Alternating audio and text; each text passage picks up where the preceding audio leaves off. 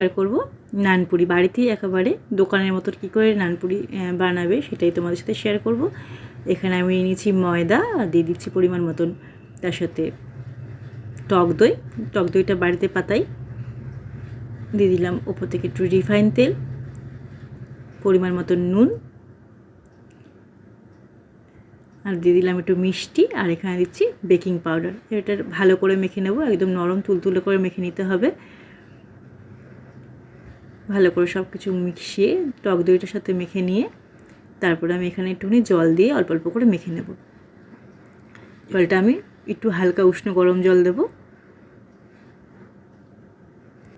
এবার অল্প অল্প করে উষ্ণ গরম জল দিয়ে আমি ভালো করে মেখে নিচ্ছি।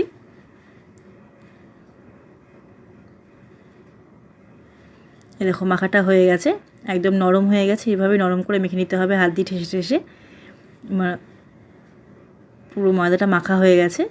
এবার আমি কিছুক্ষণ একটু রেস্টে রেখে দেবো।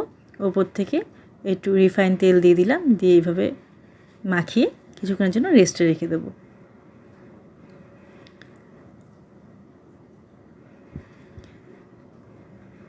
দেখো একদম নরম তুলতুলে হয়ে গেছে। আমি এইভাবে সবকটা লেচি কেটে নিচ্ছি।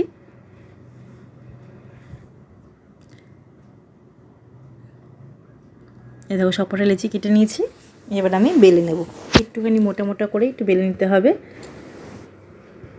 দেখো কত সুন্দর নরম মাখা হয়েছে। যেহেতু একটু রেস্টে ছিল ওই জন্য মাখাটা খুব নরম হয়েছে।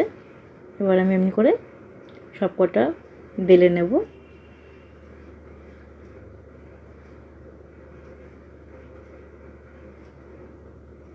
দেখো আমি কটা বেলে নিয়েছি। তেলটা বসিয়ে দিয়েছি, তেলটা গরম হয়েছে। এবার হালকা আছে আমি নানপুরিগুলো ভেজে নেব। এই দেখো কত সুন্দর ফুলে উঠেছে। এভাবেই আমি সব কটা নানপুরি ভেজে নেব। আর পুরিগুলো একদম নরম হবে উঠছে। এরমভাবে তোমরাও বাড়িতে নানপুরি ভেজে নিতে পারো। এরমভাবে নরম আর তুলতুলেও হবে খেতে, একদম পুরো দোকানের মতন। আমার এইভাবে সবকটা আমি ভেজে নিচ্ছি।